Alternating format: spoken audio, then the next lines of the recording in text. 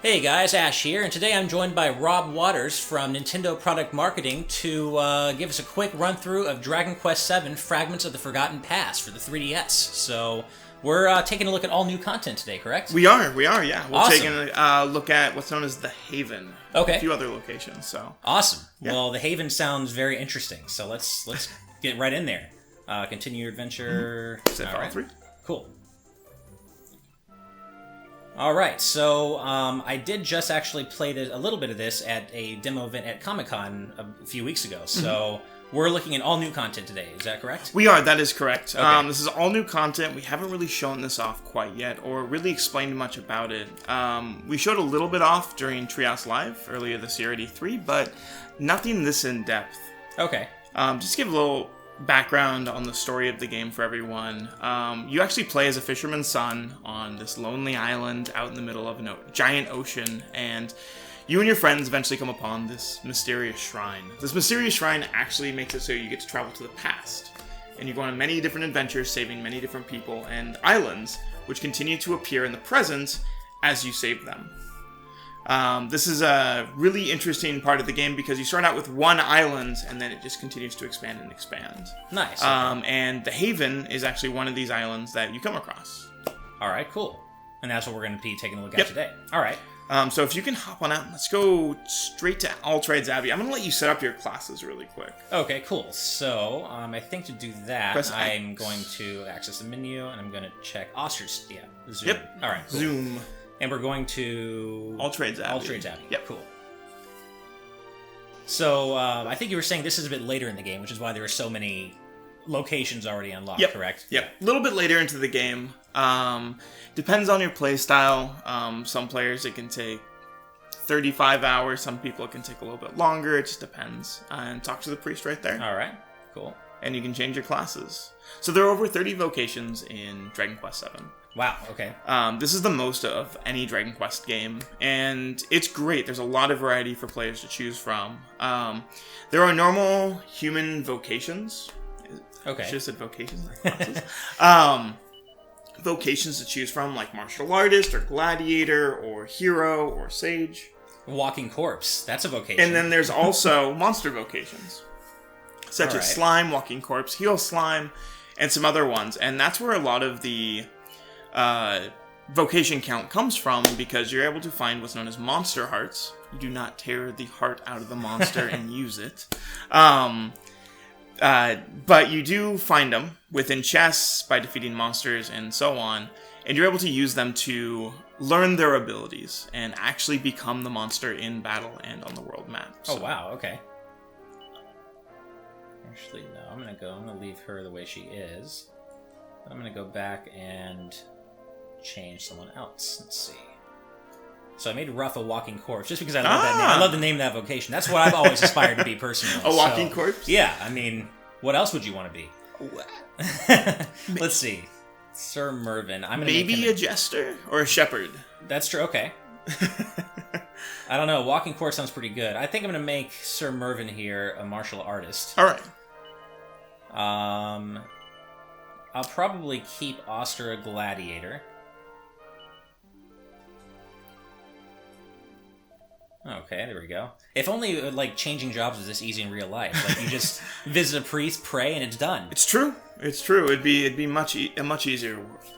I'll change her to a troubadour. Now, how do you say her name? Is that Aishe or... Ishi. Ishi, okay. Gotcha. Aishi? Okay. Something like that, yeah. We can't actually get into her backstory, but let's talk about Ruff, actually. Okay. Ruff is a very interesting character. Ruff was actually a wolf originally. And through the story, you find out there was a curse on this town which turned all the animals to people and people to animals. And he eventually just went away when the curse was lifted to help you out. And so he never actually got turned back into a wolf. Oh. Instead, he eventually got the ability to speak and decided to join you on your adventure. Alright, well, I guess you cut your losses, right? Yeah. You know, alright. And he actually has his wolf pack follow you around. That's where you're able to summon them. Oh, cool, okay. So, alright, I think I got my yeah. vocation set up, so... Let's hop on out. And let's zoom to the Haven. Oh, there's the walking corpse. Oh, that's so cool, I love that. drool and everything. Oh, that's great. All right, let's see. Zoom, and where are we headed this time? Let's go to the Haven. It's near the end. There we go. Yeah. All right.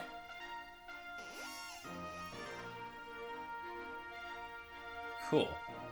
Here we are at the Haven. Yeah, so this is a really cool area. Originally, it was just an empty island with Carrie right there. Oh, okay. And the stone pillar behind you, or in front of you, I guess. Right. And that was it. She actually tasked you with going out and finding what's known as reformed monsters. These are monsters that don't want to be evil. They want to leave their, cursed ways and become people. Mm-hmm. And so you go out to different towns, different islands, and find these reformed monsters and recruit them to the Haven. By recruiting them, you actually get to expand the Haven, which is really neat. And that's really the only purpose it served in the original version of the game. Yeah, exactly. Okay. Well, so in the original version, same as this one, you're able to get you're able to get, the church, and you're able to get this and that and whatnot. Sure. But in this one, you're actually able to get what's known as the download bar. So if you hop into the tavern on the bottom left, using party chat, talking to Ruff. No.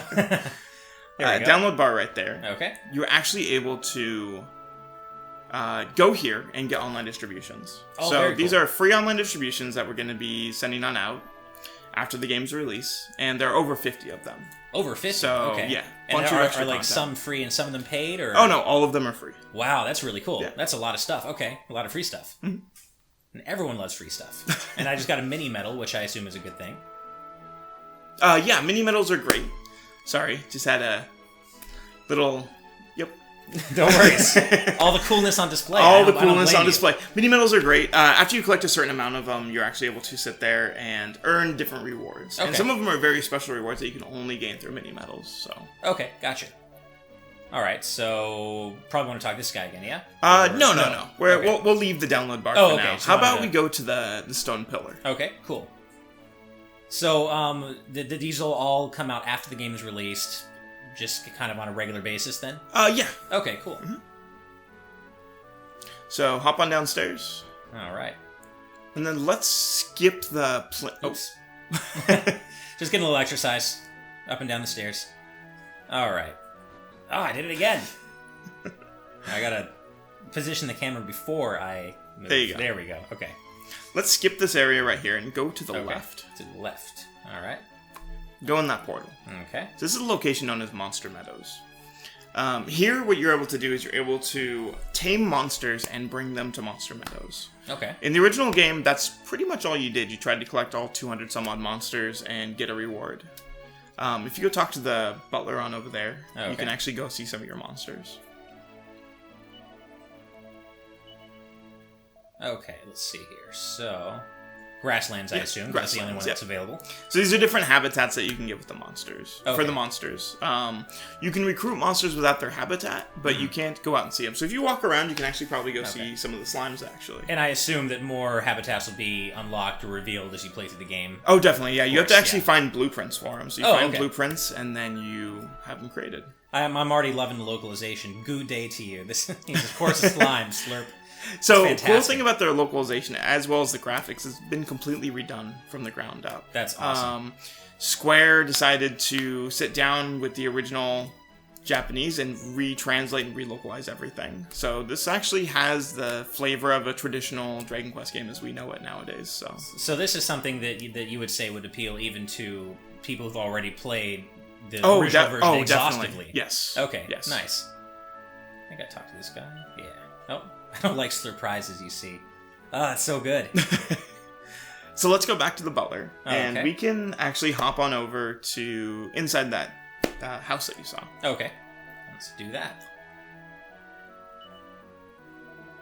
Let's see. So, I assume I'm going to go to the entrance. Yep. Okay, cool. Yeah, you can definitely tell a lot of love is put into the localization. I'm a sucker for things like that. I love really, really well thought out text and things, dialogue and things like that. That's great. So instead of just taming the monsters to have them sit there in their habitats, if you go on over and talk to the man in the hat on the right side. Okay. Oh, he's going to talk to me for a while, isn't he? He's going to talk to you for a bit, yeah. Okay. You come to him with the blueprints to create the different habitats and stuff. Oh, okay. Gotcha. blueprints I do not currently have. There we go. I gave him one earlier. He hasn't built it yet. So talk to him. Okay. And go to find Traveler's Tablets. Okay. So what you're actually able to do is those tamed monsters, you're actually able to send them into a cave to retrieve what's known as a Traveler's Tablet for you. There are multiple different types of Traveler's Tablets. The ones that you receive from Monster Meadows through this are actually randomly generated. Okay. So random rewards, random layouts, all that fun stuff. Think Dragon Quest IX back in the day with Gotcha. the grottos. All right. Ones that you get from online distributions, we'll have more information on as the time comes, and then you can also receive them from those reformed monsters from the Haven. But those aren't randomly generated. So, well, I think I'm gonna have to make Gootrude my leader because that name. All right. Say that or Goobumps. They're both great, but Yeah. I love Gootrude. That's pretty fantastic. yeah. So choosing your leader determines the boss of the dungeon. Okay. And then you get to choose the 2 followers, which All right. help determine what monsters will appear there. I'm gonna go with Jimmy the Nail Blighter because I don't even know. He's a nail blighter. What is even a nail blighter? I gotta go with that. And then I got one more. A Serial Quiller. These are so good. Barbarian. Man, I'm gonna have to go with Pierce the Serial Quiller, I think. That's so good. Alright, my tablet hunting team are ready for action. Okay. So these are randomly generated and based on the monsters you choose. So I've never seen this dungeon before. Okay. Which is going to be crazy because I'm not exactly sure what the layout's going to be. So I can't guide you through here. Okay. It's going to be up to you. All right. Well, I've actually gotten lost in a couple of these before. Really? So, yeah. Well, hopefully I don't embarrass myself and totally wipe my party here. The Old Well-Loved Cave. All right, I'll take it with me. Cancel out, and then where am I headed to? So go back to the portal. Oh, okay. Alright. Cool. Man, you gotta get really dizzy. Or he must be getting really dizzy doing that. More than likely, yeah. Alright. There's just a bucket on the side after he exits. Go on to the plinth really quick, the pedestal This right thing, there, right? and Okay, talk cool. to it, yeah. Alright. So this is known as a plinth. This is where you put in your traveler's tablets. So Cool. Go place a tablet. Replace that one. That was actually really difficult. Is it? Yeah, and Alright. go to my tablets. Okay. The Old choose that Well-Loved one. Cave. Yep. Okay.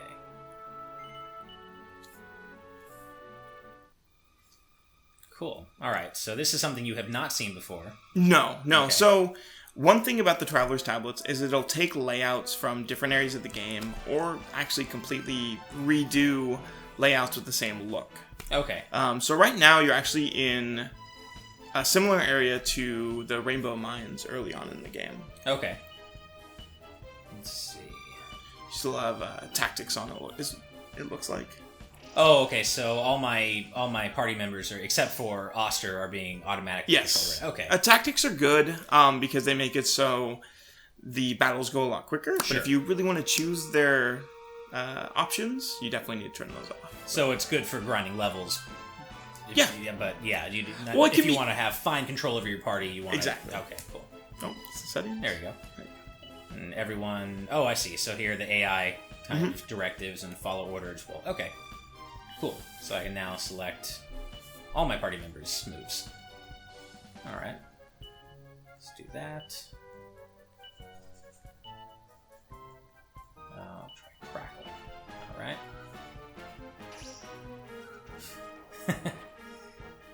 I just love that Ruff looks like that. It's so good. So I'm sure there are all sorts of other, like, hilarious monsters that your party members Oh can yeah, look so like. every single monster class has the look of the monster. Okay. So there's one that's known as the Bone Baron, which is basically a skeleton with a lance that rides a donkey. And so you could run around as the Bone Baron if you'd like. You get to run around as slimes, you get to run around as some actually pretty powerful looking monsters later on as well. Okay. So. Let's see. Alright. Oh, those are the serial killers. Yep. Okay. Oh, they're kind of cute. They are cute. But they're a pain in the butt when you first encounter them. Are they? Okay. So, yeah. They shouldn't be too like them strong too now. much. Yeah. Alright. They paralyze you. Oh, that's no fun. Oh. Or like blind that. you. Okay. Or blind, yeah. Now, one thing I do want to note is you can't see it here, those of you watching at home, but I actually have played a few battles with the 3D effects on, and they look really cool. I love the kind of like the point of view approach. And there's actually different strengths in 3D within the settings. So aside from just the depth slider, you can actually change the 3D to weak or strong. Oh, okay, great. Yeah, so if you're not comfortable with 3D, you can put it on weak or just turn it off altogether. And I just noticed that, of course, I can run past monsters now. That wasn't something you could do in the original version. No, the original version was actually random encounters. Right. What this is known as, which is more of a more interesting term, which you don't really hear, is symbol encounters, where you actually run into something to encounter it. Right, okay. Usually just here, random encounters have been removed so you can see the enemies, but yeah, it's actually known as symbol encounters. Oh, okay. Cool. Alright. There we go. Barely made it. First floor down. Okay. So this is not quite the same layout. Oh, I have 4 treasure chests here. Alright. Yeah. So would you say that these are kind of a great, like a good addition, kind of geared toward if you're having a little trouble in the game, they're a great way for leveling up? Definitely a good way of leveling up because you can continue to explore them over and over again. But it's also a way to increase the replayability. Sure. One thing you're actually going to be able to do is once you complete these Traveler's Tablets, like the one you're playing through right now, once you beat that boss, you're actually able to StreetPass it out to other players. Oh, nice. Okay. So you exchange Traveler's Tablets with other players, and when you do that, the leader monster associated with that Traveler's Tablet will level up. So let's say you have Gertrude, and she sits there, and you level her up 20 times, and then create a new Traveler's Tablet. She's going to be incredibly strong when you go and encounter the boss. Gotcha.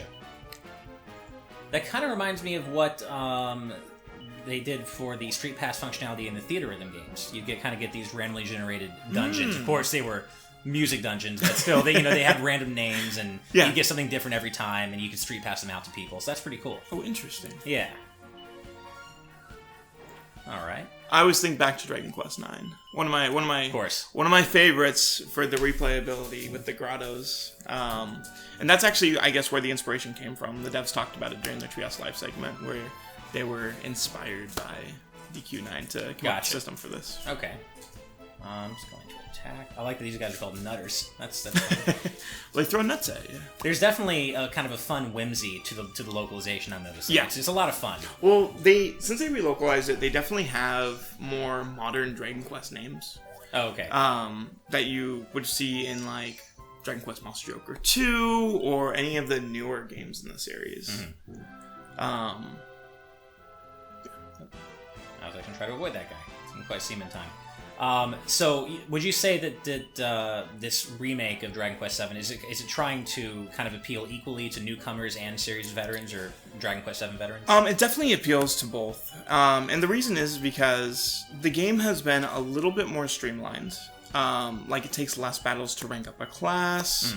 There's symbol encounters, as well as the story. So, one of the things with Dragon Quest VII is there was a lot of, especially at the beginning, there was a lot of running around. There was a lot of going from one place to the other with very little direction. For this game, though, take the beginning, for example. There's a lot of story moments that are now optional. Oh, okay. One of the story moments in the original is you had to go to the pub and see your uncle and get what's known as the Sizzling Stone. You can still do that in this version, but you don't have to. You're not required to do those. Which makes it a lot better. I actually completely did all the steps that you would do in the original the first time I played it. I'm like, oh man, this is taking forever. You get extra story bits though, which is nice for people who want to play through the original storyline and how they would normally play on the original. But I went back the second time I went through it, I skipped it. I'm just like, I don't want to do that right now. Maybe there's another way, and boom, the story just kept going. That's cool. Okay, I see. It allowed me to skip everything like that. These guys really want to piece me. I don't think they do. How They're just gonna... I am for this dungeon. They don't have a chance. But that's good, because I could easily have, accidentally created a super tough dungeon and embarrassed myself. You could have. I did that earlier, but, yeah. Well, good thing I didn't. I love it kind of shambles up there. That's great. So, what would you say about Dragon Quest VII, or this version of Dragon Quest VII, for people who maybe are more used to, other RPG series like Final Fantasy, Persona? Like, what does Dragon Quest specifically? So, Dragon Quest has always been amazing with story. Mm-hmm. The first one is very light, for example, just going through the series. Like, the first one is pretty light. Mm-hmm. You have a basic story, and then they continue to expand it as the series goes on. This one, Dragon Quest VII, is very, very unique, where players start with, as I said, one small island, mm-hmm. and then the world just decides to continue to grow as you play on through, giving you more story, but you learn more about the world, you get to meet more people, and you get to actually see people that you met in the past, and when you return to a different point in the past, you see them at a different point in time in their life. Oh, interesting. Which is one of the best parts about the game. There's an area in particular, I'm not going to give any spoilers, but there's an area in particular that really opened my eyes to how amazing the story actually is after I played through quite a bit of the game. So, okay. Yeah. Cool. It took me a while. And hence the subtitle, Fragments of the Forgotten Past. Exactly. You're seeing different parts of the world as they were long and ago. Each island, just like any other Dragon Quest game where you're going from one island with its own self-contained story to another, or one point to another, each having its own self-contained story leading up to a bigger arc. Gotcha. That's still true here. So, for example, the first island is monsters have ravaged the town and taken all the women, and you have to defeat the lead monster to have the woman return. Okay. A scientist created a bunch of killer robots, and they're going on a rampage throughout the countryside, and you have to stop them. Well, because that happens every day. Oh, That's just an course. everyday occurrence. Yeah. Okay. Yeah. All right. Well, I just defeated the boss of this tablet. That was a really cool battle background, by the way. I like all the Oh yeah, fire they have so jumping many out. good environments here. There's one where you're like you go into a painting, but it's a really weird area, and you got like trees and stuff floating everywhere. It's a lot of fun. Okay. So by choosing particular monsters, as you're finding out right here, you're actually able to earn what's known as monster stamps. Okay. Every 6th monster stamp, you're actually able to earn a tableau ticket. Tableau tickets are great because once you earn the tableau location in the Haven, you're actually able to go and get rewards. Oh, neat. At random, okay. but the rewards. Still, hey, yeah. I'll take any reward over no and reward. for StreetPass, there's actually over for monster stamps, there's actually over 300 monsters. So cool. Yeah. All right. Get crazy. Get all the stamps. So there's plenty to do for completionists to do in this game. There's okay. way more than you'd expect for completionists. Getting all the mini medals, getting all the monster stamps, filling out your big book of beasts, completing all the classes. There's a ton of stuff for completionists. So. Okay, cool. Well, is there anything else for us to look at here? Not right. No. This is actually concludes the demo. Okay, cool. Well, Thank you for walking me through all this cool new stuff in the 3DS version of Dragon Quest VII. No problem.